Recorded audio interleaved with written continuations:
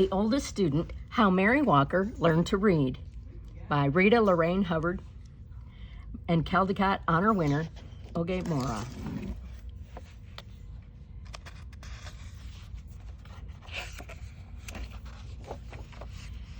The Oldest Student. Whenever young Mary Walker was tired, she would shield her eyes from the sun and watch the swallow-tailed kites dip and soar above the trees. That must be what it's like to be free, she thought. And this is a true story, so we'd call that a nonfiction. And a book about a real person is a biography, which is a kind of nonfiction. But Mary didn't watch for long. Even at only 8 years old, she knew the first rule of the Union Springs, Alabama plantation she lived on: keep working. She knew the second rule, too. Slaves should not be taught to read or write or do anything that might help them learn to do so. Mary didn't stop working. She didn't learn to read either. But at the end of each long day picking cotton, toting water to Papa and the other slaves who chopped wood for the train tracks, or helping Mama clean the big house, she would lie in her little bed next to the crumbling fireplace and think about those birds. When I'm free, I'll go where I want and rest when I want, and I'll learn to read, too. When she was 15, it happened. Mary and her mother, brothers, and sister were free. The Emancipation Proclamation said so. What it didn't say was how a family with nothing except the tattered garments on their backs could find food, clothes, and a place to sleep. Mary's father had died, and the family was on its own. Freedom Road to Freedom Road, and across the field and through the woods, ex-slaves, now that they were free, every road was Freedom Road. Mary headed north and west and every which way, searching for many had headed north and west, searching for long-lost family members or simply experiencing the wonder of being free. Others, like Mary, chose to stay in the South. An organization called the Freedmen's Bureau helped those who stayed on to find shelter in abandoned Confederate land. Mary and her family settled in a one-room cabin, and for the next few years, she worked alongside her mama to help feed her siblings. 7 days a week, she churned butter, cleaned houses, and cared for other folks' children. The hours were long, and if Mary was thirsty or hungry or needed to use the outhouse, she had to wait till she got home. At week's end, she would offer Mama that one lonely quarter that she had earned, 25 cents for a week's work. One day, Mary met a group of evangelists on the roadside. A woman with soft wrinkles in her kindly face placed a big, beautiful Bible in Mary's hands and told her, "Your civil rights are in these pages." Mary didn't know what civil rights were. She only knew that top to bottom, front to back, that book was filled with words. "I'm going to learn to read those words," she vowed, but not today. Today, there was work to be done. And tomorrow, too. When Mary got married, she and her husband worked as sharecroppers, renting someone else's house, using someone else's tools, and planting someone else's seeds to farm land that they would never own. And after they harvested the crops, almost all the money they earned went to pay for the housing, the tool, and the seed costs. Mary was 20 years old when her first son was born, and she opened her Bible and marveled at those squiggles inside. There had been no time to learn to read.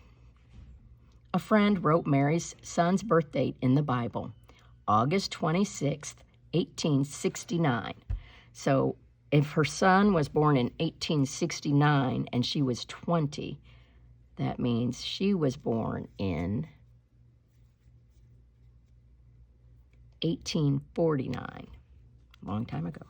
Then Mary dipped a pen into an inkwell and made a mark beside it. Not a letter, not a name, just a mark. It was the best she could do. One day, Mary's husband died. She married again, and a second son was born. Then a third. Mary made marks for those sons, too, and now she had 3 growing boys. More money, that's what we need, Mary thought.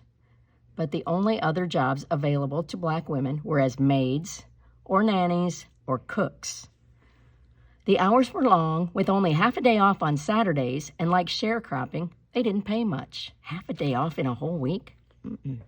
For the next 4 decades, okay, a decade is 10 years, so 4 decades would be how many? For the next 4 decades, Mary sharecropped and did odd jobs to support her family. And in 1917, Mary's family moved to the little city of Chattanooga, Tennessee. It was the year of Chattanooga's Great Flood, and the story was in all the newspapers, but Mary could only study the pictures to understand what had happened. By now, Mary was 68 years old and too old to sharecrop, but she continued to work, cooking, cleaning, and babysitting. And she also fried fish, baked cakes, and sold sandwiches to raise money for her church.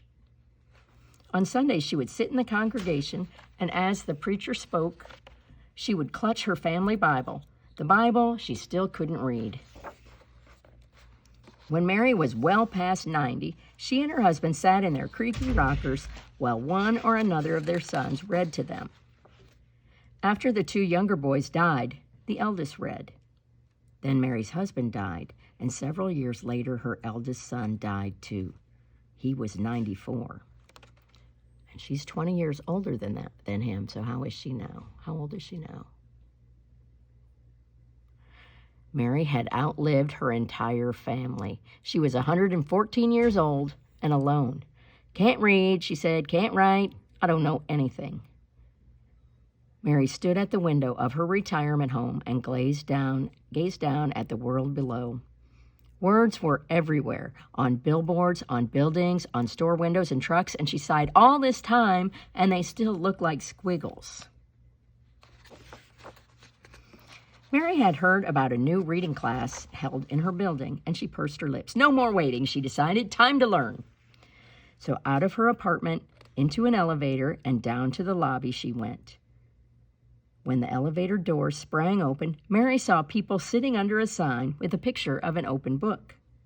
She could not read the words, and a neighbor walked up to her. That's a reading class, Miss Mary. Can I help you over? But Mary shook her head. Then she gripped her cane, lifted her chin, and walked straight towards that sign. For the next year and more, Mary put everything she had into learning how to read. And it wasn't easy. After all, she was the oldest student in her class, and probably in the entire country. Could someone her age learn to read? She didn't know, but by God, she was going to try. She studied the alphabet until her eyes watered, and she memorized the sounds each letter made and practiced writing her name so many times that her fingers became cramped. And she learned to recognize sight words, and then challenged herself to make short sentences with them. That's probably how you learn to read. She studied and studied until books and pages and letters and words swirled in her head while she slept. One fine day, Mary's hard work paid off. She could read. Word of her accomplishment traveled, and people everywhere celebrated with her. Chattanooga's mayor, newspaper journalists around the country, and a man from the U.S. Department of Education who said, Miss Mary Walker, I pronounce you the nation's oldest student. And they all shared her joy. Mary felt complete. She still missed her sons. But whenever she was lonely, she read from her Bible or looked out at her window and read the words in the street below. From then on, Chattanoogans honored Mary's achievement with yearly birthday parties, and in 1966, President Lyndon B. Johnson sent well wishes on Mary's 118th birthday.